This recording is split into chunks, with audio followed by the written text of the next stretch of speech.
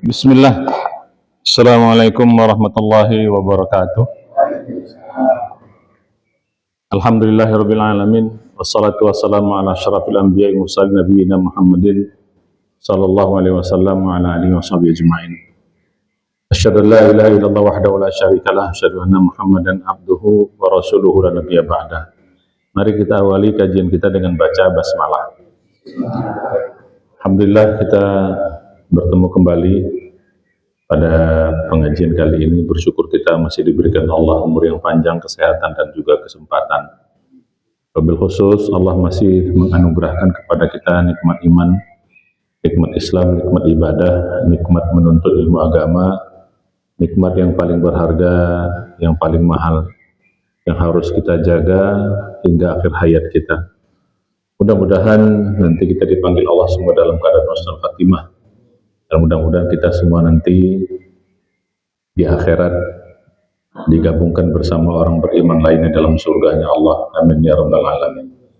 Salawat dan salam marilah kita sampaikan kepada junjungan kita semua Nabi besar Muhammad sallallahu alaihi wasallam, dan juga kepada keluarga beliau, para sahabatnya, dan umat yang istiqomah di sunnah beliau hingga hari kiamat. Mudah-mudahan kita semua bisa istiqomah di sunnah Nabi semaksimal yang kita bisa. Mudah-mudahan di hari kiamat kita bisa berkumpul, bertemu beliau, mendapat syafaat dari beliau, dan masuk ke dalam surga, bertemu Nabi juga. Amin ya rabbal alamin. Hari ini kaji kita akan lanjutkan bagaimana bahasan kita pada bulan yang lalu berkaitan dengan jihad. Kita sudah bahas tentang makna jihad, ya, yang amat sangat luas, ya. Kita sudah bahas fisabilillahnya juga kita sudah bahas. Nah, sekarang tentang anfus, jiwa, yang dimaksud dengan jiwa, dan juga nanti jihad apa yang paling berat, ya. Nanti kaitannya sebentar lagi, 2 bulan lagi kita sudah masuk bulan Ramadan. Ini udah masuk akhir-akhir Jumadil akhir, ya. Minggu depan kita sudah bisa masuk ke bulan Rajab, ya. Kalau sudah masuk bulan Rajab itu Nabi sudah mulai berdoa.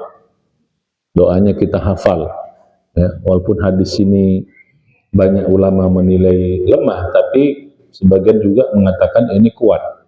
Diriwayatkan oleh Baihaqi, ya, Tabrani, ya, jadi gitu. Ya, jadi Nabi setiap masuk bulan Rajab sudah berdoa, Allahumma barik lana fi Rajaba wa Sya'bana wa balighna Ramadan. Apalagi ini doa. Doa itu nggak ada masalah, silahkan doa apa saja. Ya, begitu masuk bulan Rajab, Nabi sudah berdoa, ya Allah berkahi kami di bulan Rajab, dan juga berkahi kami di bulan Sya'ban setelah itu, dan juga balighna, sampaikan kami semua di bulan Ramadan. Artinya 2 bulan sebelum Ramadan itu sudah ada bau-baunya, bahasa kita, pemanasannya, ya, sudah mulai ingat Ramadan, sudah mulai siap-siap akan ada datangnya Ramadan. Ya boleh aja kalau kita mau berdoa dari bulan Syawal, boleh aja, nggak ada masalah gitu. Cuman kan kelamaan gitu kan. Allahumma barik lana fi Syawala, kan gitu. Ya gitu, ya, wa Dzulqa'dah, wa Dzulhijjah misalnya, ya. Ya kan kelamaan. Oke, balik kepada kaji kita. Nah, jadi kemarin kita sudah bahas tentang yang dimaksud dengan jihad. Jadi bukan hanya sekedar di jalan Allah berjuangnya dalam konteks perang, walaupun puncaknya itu perang. Tapi segala kegiatan aktivitas sehari-hari kita bisa masuk ke dalam makna jihad. Asal bisa kita kerjakan dengan 3 syarat kemarin, ya. Asal bisa kita kerjakan amal itu, 1, dengan serius, ya. Jadi yang namanya mujahadah itu, bersungguh-sungguh itu, 1 itu serius, nggak main-main. Jadi setiap amal yang kita kerjakan dengan serius, tidak main-main, maka itu bagian atau masuk dalam konteks jihad, walaupun belum lengkap. Apa aja, ya, tapi satu amal, makanya bukan hanya sekedar ikhlas saja, tapi juga harus serius, tidak main-main. Apa aja, belajar, di rumah tangga, bekerja, bersosial, berpolitik, berekonomi, apa aja yang kita kerjakan fisabilillah, lillahi ta'ala, dengan penuh kesungguhan, serius, tidak main-main, bisa masuk situ. Yang kedua, ya, syarat jihad itu adalah fokus. Ini sebenarnya bahasa kitanya hebat agama kita ini. Dalam konteks dunia pun, kalau mau mau serius, kalau mau sukses ya harus fokus. Apa aja harus fokus. Fokus itu artinya kita nggak, perhatian kita pada satu titik, ya, nggak bercabang-cabang. Kalau perhatian kita pada satu titik, insya Allah kita akan sampai pada titik itu. Tapi kalau kita perhatian kita bercabang-cabang, ya nggak sampai. Mau ke Jakarta dari Bogor, ya, kalau tidak fokus mau ke Jakarta bisa nyampe kemana-mana, bisa sampai ke Tangerang, bisa sampai ke Merak sana, sampai ke Lampung pula lagi, kelewatan, kan gitu. Nah, jadi yang namanya jihad itu harus fokus. Apa aja belajar, apa aja berjuang. Kalau nggak fokus nggak akan berhasil. Karena kalau nggak fokus pasti jalannya akan banyak. Makanya disebut dalam Al-Quran fisabilillah, jalannya satu, sabil itu satu jalannya. Kalau jamaknya itu subul. Jadi fokus pada jalan itu, nggak kita lari kemana-mana. Ya, nah, jadi gitu. Nah, yang ketiga, sedikit kita mulai kaji kemarin, yang dimaksud dengan jihad itu, ya, makna jihad atau termasuk dalam jihad yang ketiga itu adalah mengeluarkan kemampuan terbaik, segala kemampuan. Nah, itu baru disebut serius, sungguh-sungguh. Kalau nggak terbaik, itu berarti nggak sungguh-sungguh, setengah, seperapat, apalagi. Makanya ada pepatah mengatakan menjadda wajad, gitu. Dia mengatakan itu tidak termasuk hadis, ya, itu pepatah atau ungkapan-ungkapan orang-orang soleh. Tapi itu masuk dalam konteks agama juga. Siapa yang sungguh-sungguh pasti dapat. Ya. Nah, jadi gitu. Kalau kita sudah tidak main-main, serius, kemudian fokus. Nah, yang ketiga, mengungkapkan atau mengeluarkan kemampuan terbaik, semua potensi, pasti akan berhasil. Maka saya bilang kemarin, mengapa kita mesti berjihad itu dalam konteks amal, akan berhasil amal itu. Dalam konteks akhirat akan diterima oleh Allah Subhanahu wa Ta'ala, karena Allah akan menerima amal-amal yang terbaik. Kalau amal itu nggak terbaik, ya terserah Allah, mau diterima suka hati, ditolak juga suka hati. Kalau terbaik, pasti diterima. Nggak jadi gitu. Kalau kita mau memastikan di samping ikhlas, pasti itu udah syarat pertama. Amal itu ya harus ikhlas. Ya. Kalau kita sudah memastikan amal itu akan diterima, coba do the best. Lakukan yang terbaik. Udah serius, tidak main-main, terus fokus, pasti amal itu akan diterima oleh Allah Subhanahu wa Ta'ala. Nah, kalau kita dalam konteks amal, ya fokusnya apa? Fokusnya akhirat, kan gitu. Amal itu fokusnya akhirat. Kalaupun dapat dunia, itu bahasa kita bonus aja gitu loh. Bonus aja. Jadi dalam amal itu fokusnya akhirat. Yang kita cari itu ya di akhirat. Keuntungan akhirat dalam setiap amal kita. Walaupun amal itu bernilai dunia, tetap supaya apa? Supaya terjaga kita. Kan saya bilang kemarin, kalau orang fokusnya akhirat, ya nggak dapat dunia nggak masalah.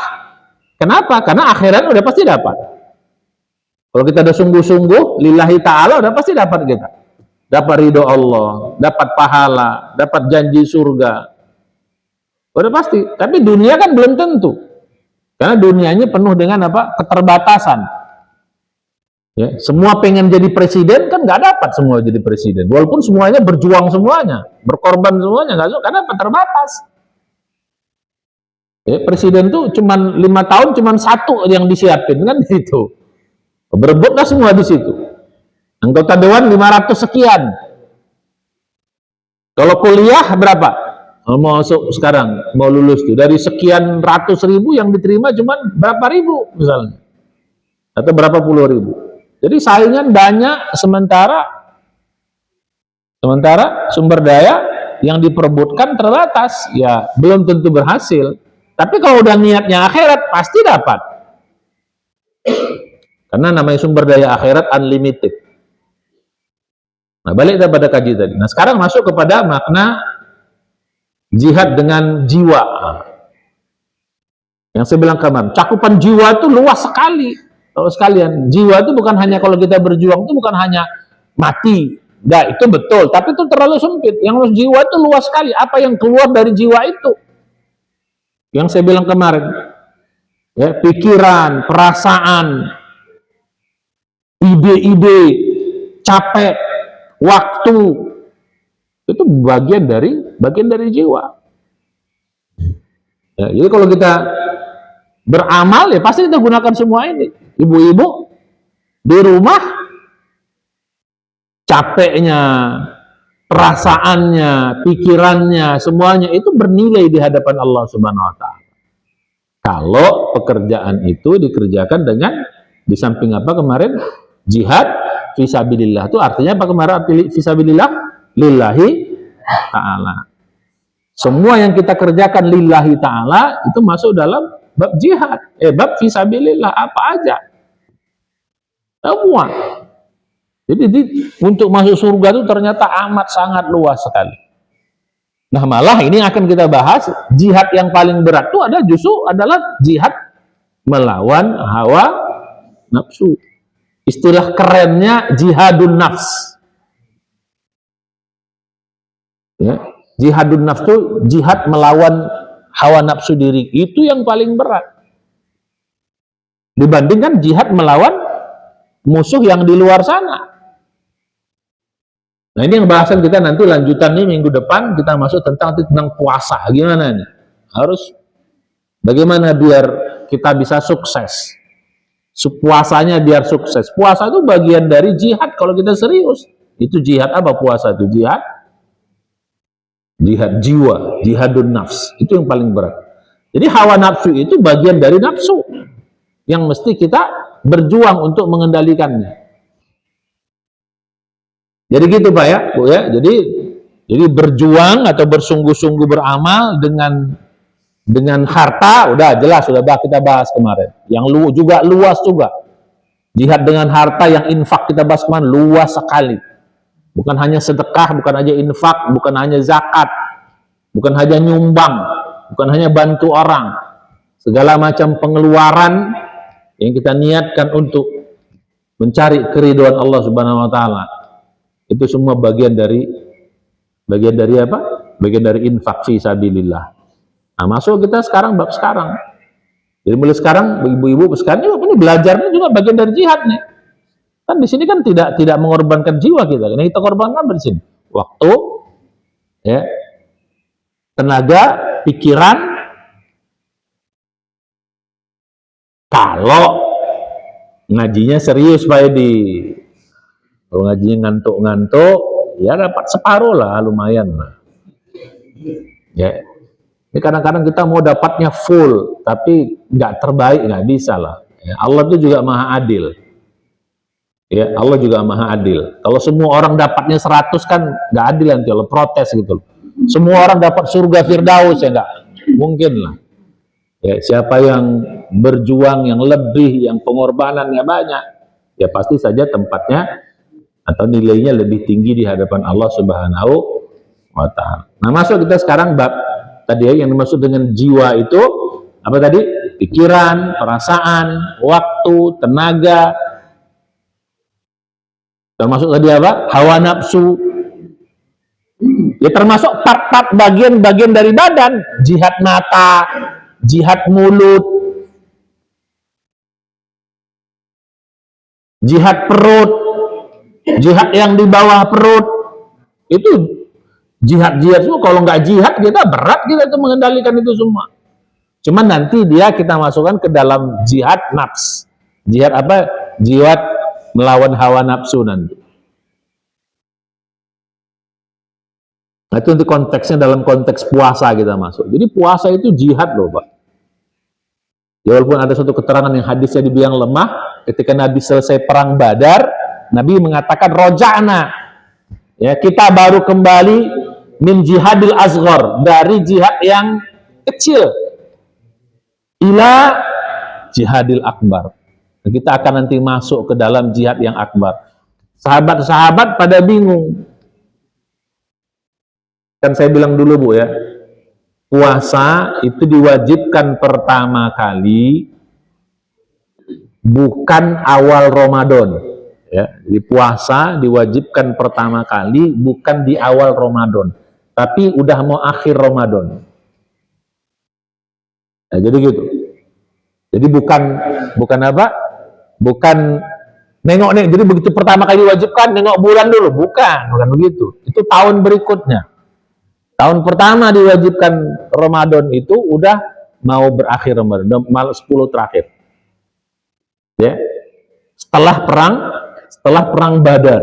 Perang Badar itu Bu 17 Ramadan. Puncaknya perang Badar itu 17 Ramadan. Disitulah Quran diturunkan. Nah, setelah perang Badar udah mulai masuk akhir Ramadan, nah baru turun kutiba alaikumusiyam ya ayyuhalladzina amanu kutiba alaikumusiyam, diwajibkan kamu puasa sebagaimana diwajibkan bagi orang-orang sebelum kamu la'allakum tattaqun. Maka lanjutan ayat surat Al-Baqarah tentang puasa 183 itu apa? Ayyaman ma'dudat. Makanya kalau ada orang nggak paham, loh kok beberapa hari? Padahal sebulan, kok beberapa hari? Nah, karena memang awalnya itu Ramadan sudah mau berakhir, makanya beberapa hari. Beberapa hari dia. Karena Ramadan mau berakhir. Nah, jadi tahun berikutnya baru mulai satu.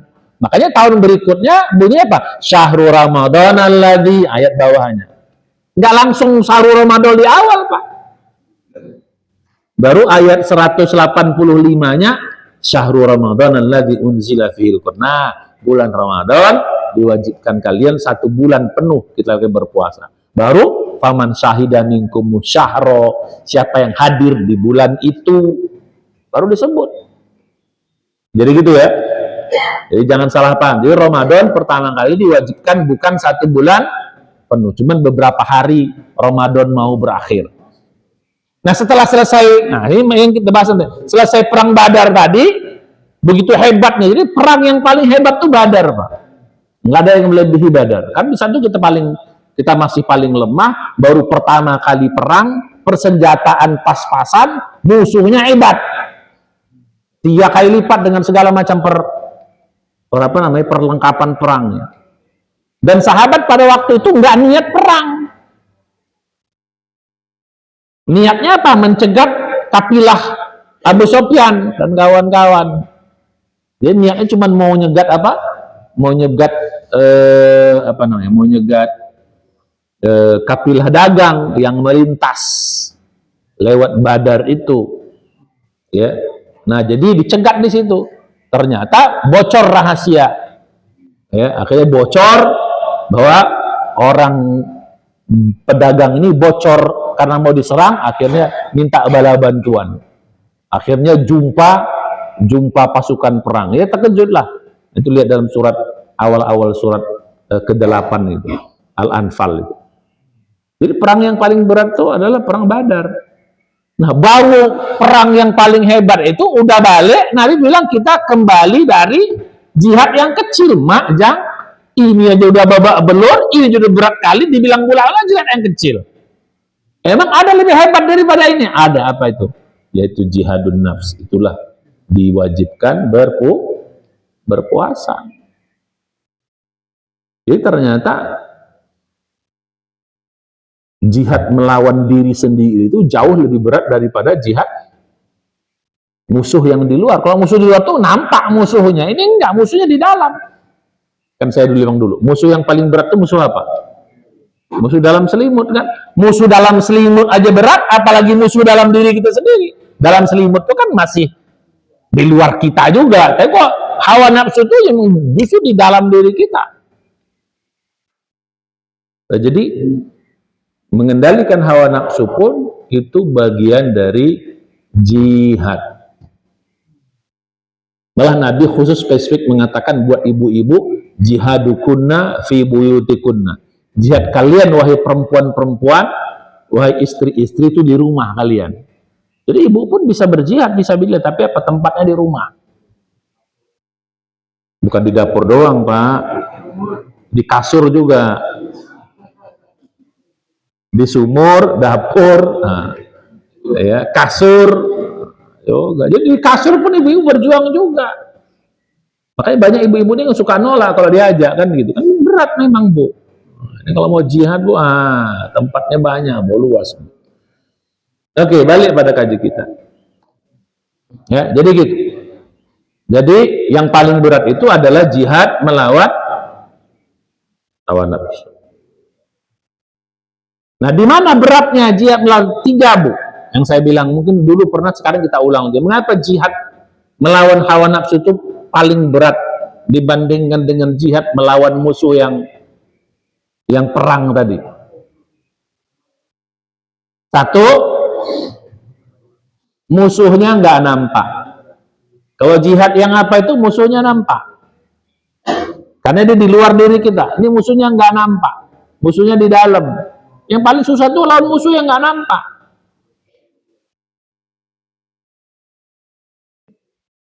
Ya, musuh yang nampak itu kan enak. Oh, nampak jalannya, nampak serangannya. Nah, yang kedua, tadi serangannya, pelurunya, senjatanya, itu ya kelihatan kalau datang. Jadi kita bisa siap-siap, bisa bikin pertahanan, bisa siap-siap. Coba kalau musuhnya tak nampak, mau siap-siap gimana kita? Senjatanya nggak nampak, orangnya nggak nampak, dia datang kapan, nggak pernah tahu kita. Nah, yang ketiga nih paling berat nih. Kalau musuhnya nampak, Pak, menang kalah kita tetap hitungannya menang. Malah kalau kalah pahalanya lebih gede karena mati syahid. Jadi kalau perang melawan musuh yang nampak menang, alhamdulillah. Kalah pun tetap dapat nilai, bahkan lebih tinggi nilainya. Apa? Mati fisabilillah, mati perang. Oh, itu langsung surga, syahid ya. Jadi kalau kalah tetap bernilai. Tapi kalau jihad bin nafs, kalau kalah malah masuk neraka. Memang nggak bikin mati, tapi begitu kalah bisa mengendalikan apa? Kalau orang sudah kalah mengendalikan hawa nafsu, berarti dia sudah dikendalikan hawa nafsu. Begitu dikendalikan hawa nafsu, sudah apa aja dia kerjakan. Mungkin dia beriman, iya. Tapi bisa faktanya ujung-ujungnya bisa saja dia menjadi tidak beriman, bisa jadi dia menjadi kafir, bisa menjadi sesat. Lihat surat surat 38 ayat 26. Salah satu yang penyakitnya hawa nafsu itu bikin kita sesat.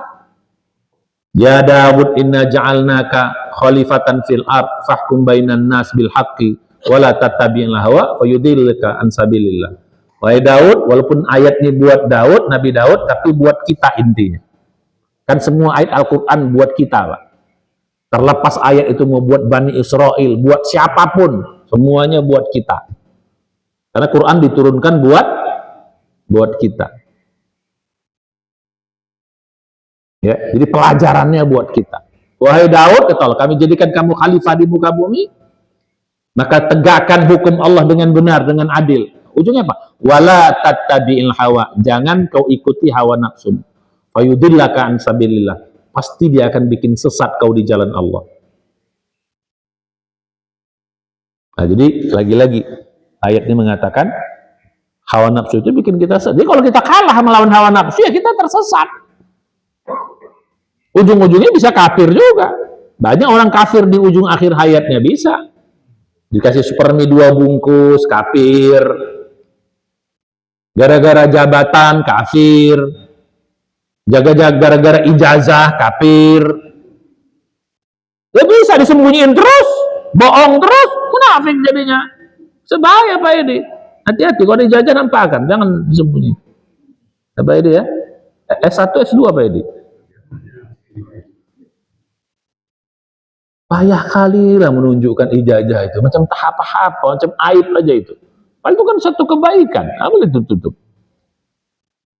Nah balik, itu di negeri Konoha katanya. Nah jadi kalau Kalau kalah kita melawan hawa nafsu, kita dikendalikan, maka kita justru masuk neraka. Fayudillaka an sabila. Innal ladzina yadullu fi sabil an sabili, ya.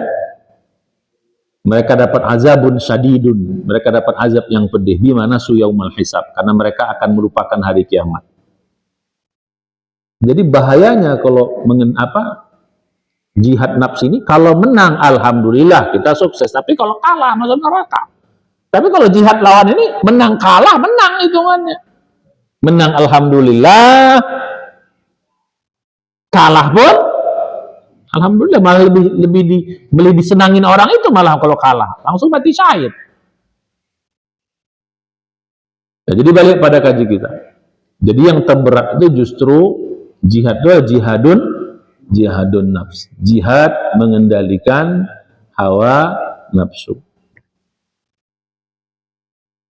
Hawa nafsu mata, hawa nafsu telinga, hawa nafsu mulut, hawa nafsu perut, hawa nafsu yang di bawah perut, hawa nafsu pikiran, hawa nafsu hati, hawa nafsu perasaan. Waduh, itu bukan pekerjaan mudah, itu pekerjaan berat semua itu. Kenapa? Dia nggak nampak, kita pikir seolah-olah kita, padahal dia bukan. Hawa nafsu itu bukan bagian dari kita sebenarnya. Begitu kita mati, hawa nafsu itu hilang. Ya, hawa nafsu itu pergi. Begitu mati, hawa nafsu itu pergi. Makanya orang mati, bukan orang mati, orang mau mati, coba kasih harta yang banyak. Mau nggak orang itu? Orang mau mati, Pak. Coba kasih istana, nggak akan mau dia. Orang udah mau tenggelam, kasih berlian, dengan dia tolak. Kasih cewek yang cantik banget, nggak akan mau dia. Kasih uang triliunan, nggak mau dia. Coba kasih pelampung yang cuman harganya 10.000, 20.000, dia juga mau. Kenapa? Karena itu akan menyelamatkan dia. Balik kepada tadi. Jadi yang maksud dengan jiwa itu semua yang ada dalam diri kita ini dan semua yang dikeluarkan itu adalah bagian dari jiwa. Nah, itu kalau kita berjuang dengan itu, ya itu amal dengan mata, amal dengan telinga, amal dengan mulut, amal dengan perut, amal dengan yang di bawah perut, amal dengan kaki, semua beramal kita itu. Asal apa tadi? Satu, serius nggak main-main. Yang kedua, fokus. Yang ketiga, nah sekarang masuk kita menuju pengantar menuju Ramadan. Ini tentang jihadun nafs. Ya, jihadun nafs. Bagaimana supaya Ramadan kita tahun depan ini harus lebih hebat, harus lebih baik dari yang sebelumnya. Setiap tahun harus Ramadan yang terbaik. Tahun ini Ramadan yang terbaik. Tahun depan kalau kita disampaikan harus Ramadan. Setiap tahun harus Ramadan yang terbaik.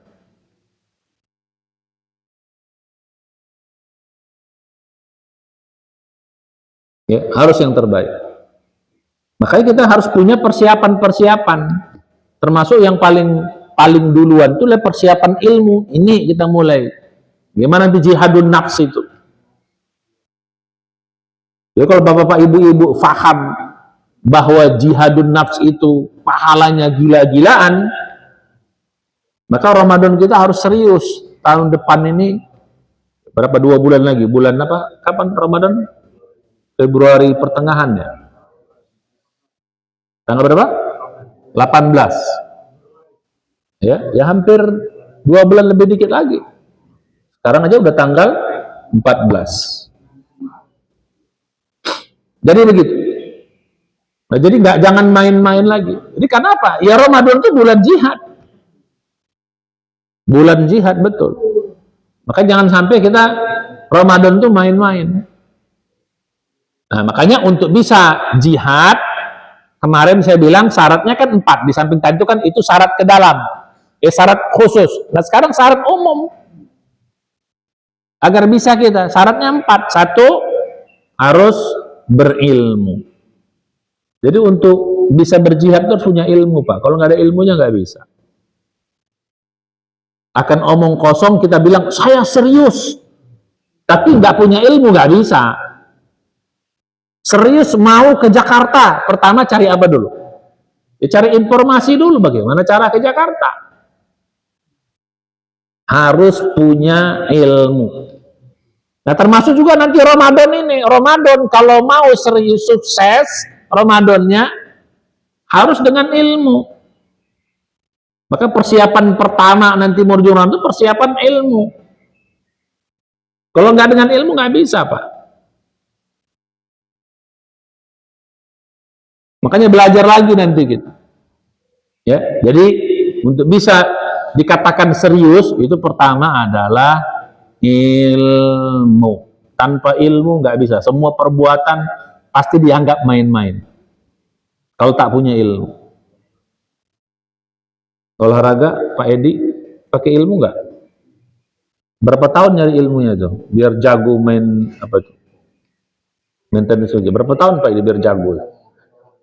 Nggak jago-jago malah. Berarti betina terus dong. Oh, lawannya Pak On berat. Nah, jadi begitu. Cari ilmu apapun. Makanya dalam Islam itu mencari ilmu itu faridotun, fardu.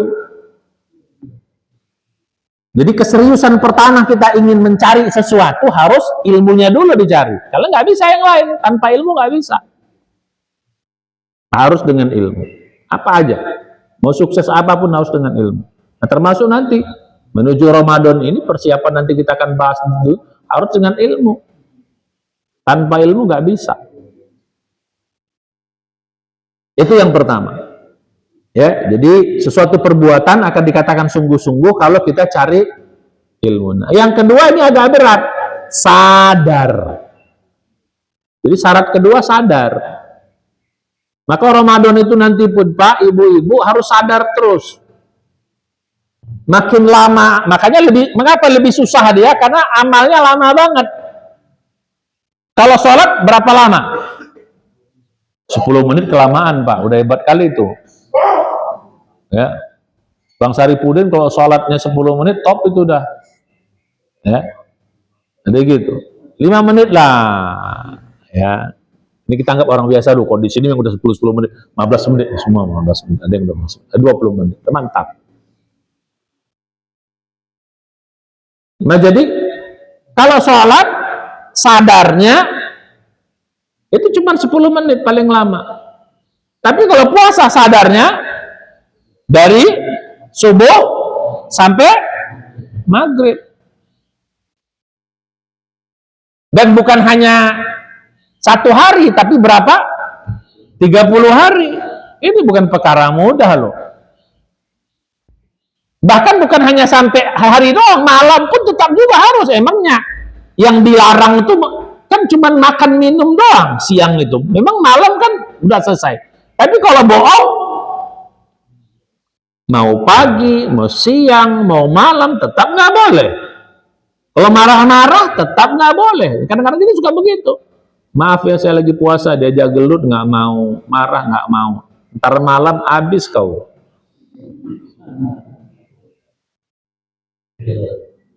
Ya kalau sama anak-anak marah kan, siang nggak mau dia, malam baru dicubit. Sekarang mama udah nggak puasa.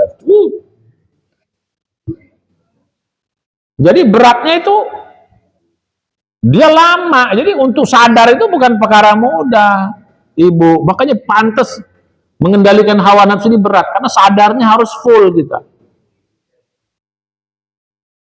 24 jam kali ya kalau makannya ya cuman 13-14 jam. Makan, minum sama hubungan seks itu kan cuma 3 yang dilarang. Makan, minum, hubungan seks. Yang langsung batal. Ya, tapi yang berat itu kan batal pahala itu yang harus kita jaga betul. Maka yang kedua harus sadar. Jadi untuk mengendalikan hawa nafsu itu Pak, tidak ada bisa jurusnya kecuali sadar. Yang pertama ilmu. Harus tahu ilmunya. Setiap perbuatan ini boleh enggak? Harus ada ilmunya. Setiap kita mengerjakan sesuatu ini boleh enggak? Kalau kita nggak punya ilmu, bagaimana kita tahu itu boleh atau enggak?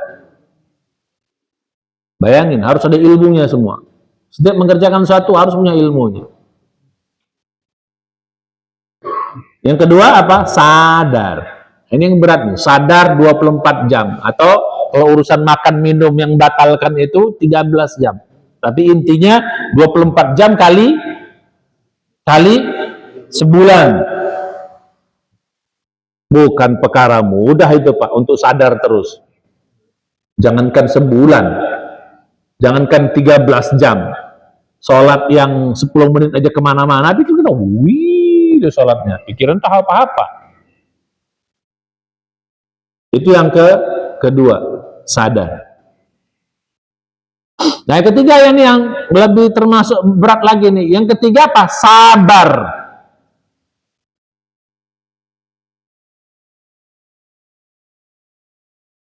Kalau nggak sabar nggak bisa. Weh. Jadi kalau ada orang bilang saya serius, saya sungguh-sungguh, tapi nggak sabar, nggak masuk. Gitu. Maka dalam Al-Quran sabar sama jihad sama sabar nih, setelah jihad pasti sabar satu paket Pak, nggak bisa. Kok ada yang nyangkut terus nih? Apa?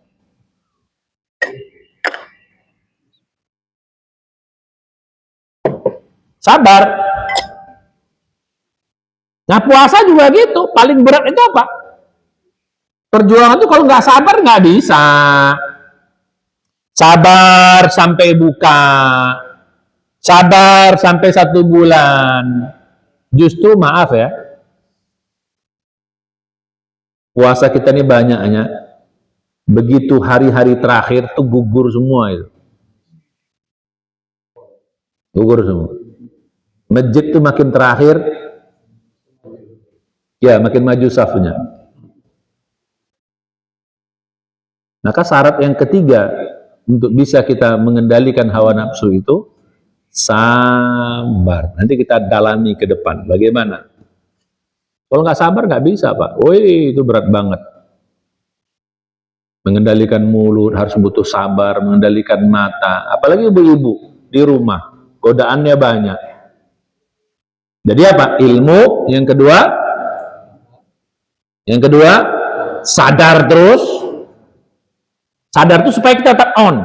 Ini boleh nggak? Ini nggak. Oh ini nggak. Mau ngomong ini boleh nggak? Oh enggak. Ini nggak. Itu kan harus ditimbang. Jadi semua perbuatan tuh ditimbang terus. Yang namanya sadar tuh yang kita bahas ya. Harus menimbang. Ini sedikit pengantar saja. Nah untuk bisa itu ketika harus sabar. Kalau nggak sabar nggak bisa. Sabar tuh apa arti sabar? Coba ada yang tahu nggak apa arti sabar? Pak, apa arti sabar Pak? Apa arti sabar Bu? Ya, dalam Al-Quran itu didefinisikan sabar itu ya bahasa kitanya kuat lah, paling sederhananya kuat ya, kuat menanggung sesuatu.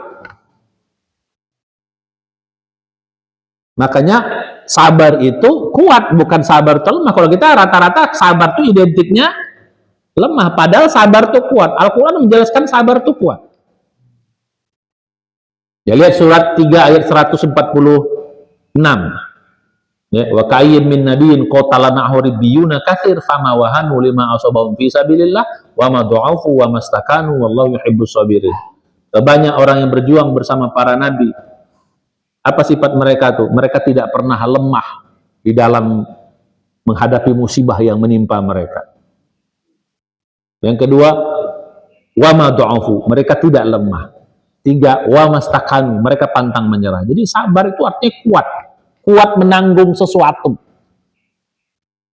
Jadi kalau kita mengendalikan hawa nafsu, seperti apa? Kuat mengendalikan hawa nafsu. Jadi orang sabar tuh kuat, kuat menahan marah. Bahkan kalau kita mau jujur, Nabi mengatakan orang kuat itu bukan orang yang jago gulat, bukan, kata Nabi. Laisal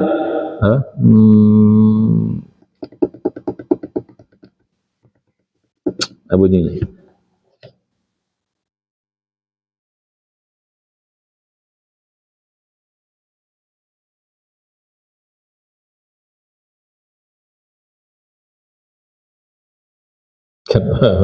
Gitu bunyi ini.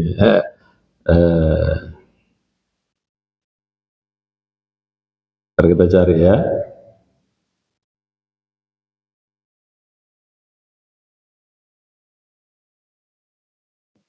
Bunyi hadisnya. Jadi yang disebut orang kuat itu, laisa syadid, bukan laisa kuat. Laisa syadid bisura'ah. Innamas syadid alladhi yamliku nafsahu indal ghadab. Yang disebut dengan orang kuat itu, syadid itu orang kuat, ya, orang hebat, ya, bisura'ah, dengan bergulat. Jadi orang yang kuat itu bukan karena hebatnya dia bergulat. Innamas syadid, hanya saja orang yang kuat itu alladzi, yang orang itu yamliku nafsahu, mengendalikan dirinya, indal ghadab, saat dia marah. Ya, hadis sahih riwayat Bukhari dan Muslim. Nah, jadi gitu, Pak. Jadi sabar tuh maknanya kuat. Makanya nggak ada istilah sabar ada batasnya, nggak ada. Jadi sabar tuh kuat. Jadi apa arti sabar? Sederhananya kuat menanggung sesuatu, menanggung beban, apa aja bebannya. Makanya pantas pahala sabar ini tanpa batas. Innama yuwaffas sabiruna ajrahum bighairi hisab, dalam surat 39 ayat 10 tuh. Orang sabar tuh pahalanya tanpa batas. Nah, itu yang ketiga. Nanti kita pertajam nih. Jadi untuk bisa mengendalikan hawa nafsu, yang ketiga itu mesti sabar. Makanya Ramadan itu istilah juga bulan sabar. Nah, yang keempat, jihad hawa nafsu itu harus mau berkorban, berani berkorban. Kalau nggak berani berkorban, nggak dikatakan jihad. Berani berkorban, mau berkorban, rela berkorban. Nah, inilah apa namanya, bahasa kita syarat jihad. Kalau yang ke dalam tadi kan apa? Ciri, bukan ciri, apa bahasa kitanya? Unsur, ya. Apa tadi unsur jihad? 1, serius nggak main-main. 2, fokus. 3, mengeluarkan segala macam potensi. Nah, ini syarat mengikat di luarnya. Kalau mau kita disebut jihad, 1 harus dengan ilmu. Tanpa ilmu nggak bisa. Apalagi nanti jihad yang paling berat tadi itu. Jihad apa? Jihad hawa nafsu. Yang kedua, sadar.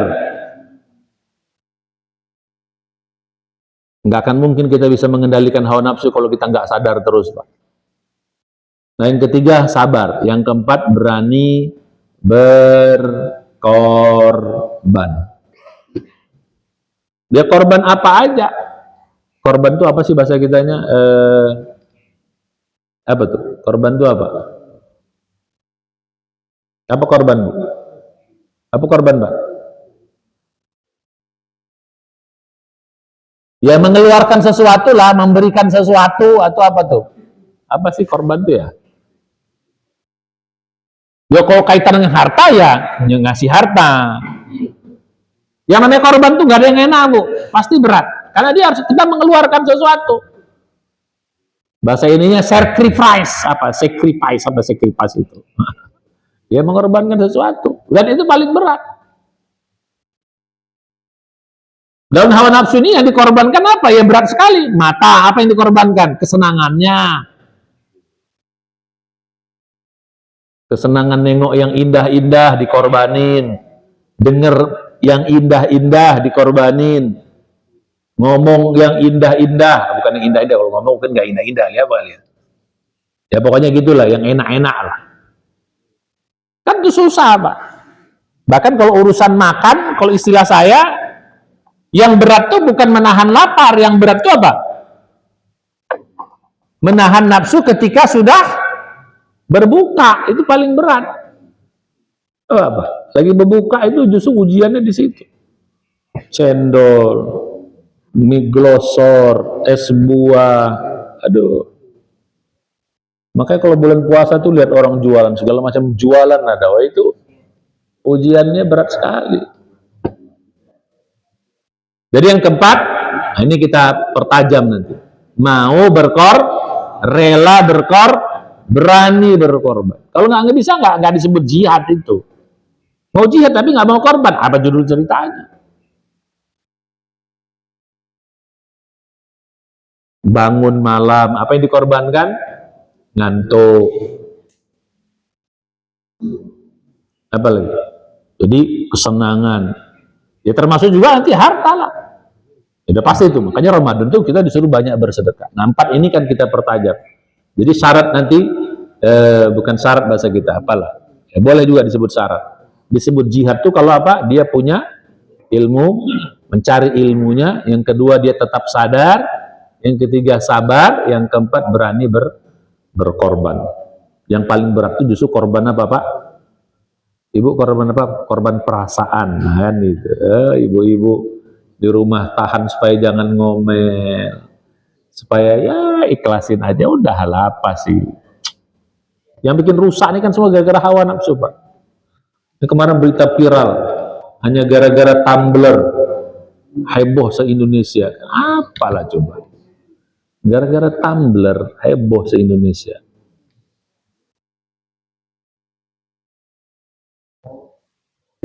Coba. Akhirnya ada orang yang dipecat hanya gara-gara Tumblr doang. Itu kan gara-gara hawa nafsu semua itu. Ya, nggak bisa mengendalikan hawa nafsu. Istri marah, suami ikut-ikutan nimbrung. Ya sudah, hancur dunia ini.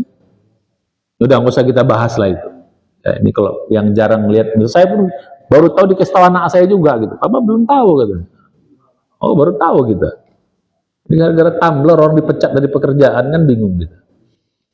Oke, balik pada tadi. Nah, insya Allah 4 ini kita bahas. Mulai minggu depan kita mulai masuk suasana persiapan Ramadan. Ya, pas kaji kita tentang jihad, ujungnya kita belajar jihadun nafs. Masuk 2 bulan lagi kita sudah menuju Ramadan gitu. Oleh karena itu, Bapak sekalian, mari kita usahakan Ramadan kita ini harus yang terbaik. Jangan lagi sama seperti kemarin, jangan. Jangan lagi Ramadan kita itu Ramadan lewat tinggal Ramadan. 20 tahun Ramadan, 30 tahun Ramadan, nggak naik-naik level. Termasuk nanti di sini ada itikaf lagi kan? Di sini itikaf jalan terus, Pak ya? Kan nggak lulus-lulus juga, makannya enak terus kan itikaf itu kan? Betul kan? Kalau saya usul dari makannya kalau bisa dikurangi, makin makannya makannya kan? Nah ini juga. Ya, jadi gitu. Kalau bisa jangan kirim makanan, karena kalau kirim makanan pasti enak. Ya kirim duit aja, biar panitia yang ngatur gitu. Ya tapi nggak apa-apa lah. Ya namanya juga baru belajar semuanya. Saya kira demikian. Sudah tinggal 2 bulan lagi, mari kita siap-siap. Ya insya Allah. Jadi persiapan apa nanti? Persiapan ilmu, persiapan macam-macam kita nanti. Nah, mudah-mudahan Ramadan akan datang, kita disampaikan umur kita. Mari kita tutup dengan kita sama-sama berdoa, sama-sama ya Allah, ya sampaikan umur kami pada Ramadan yang akan datang ini. Amin. Dalam keadaan sehat walafiat, Kau beri kekuatan, Kau beri kesempatan, Kau berikan kelapangan rezeki, sehingga kami bisa memaksimalkan Ramadan kami lebih baik dari Ramadan yang lalu. Dan beri kesempatan juga kami untuk bisa mendapat Lailatul Qadar sampai akhir dan bisa meraih takwamu akhir Ramadan. Kau ampunkan dosa-dosa kami, Kau kabulkan doa-doa kami, Kau terima semua amal kebaikan kami. Amin ya rabbal alamin. Mari kita baca hamdalah. Alhamdulillahirabbil alamin. Doa penutup majelis. Subhanallah, asyhadu an la ilaha anta, astaghfiruka wa atubu ilaik. Assalamualaikum warahmatullahi wabarakatuh. Pas sudah masuk syuruk.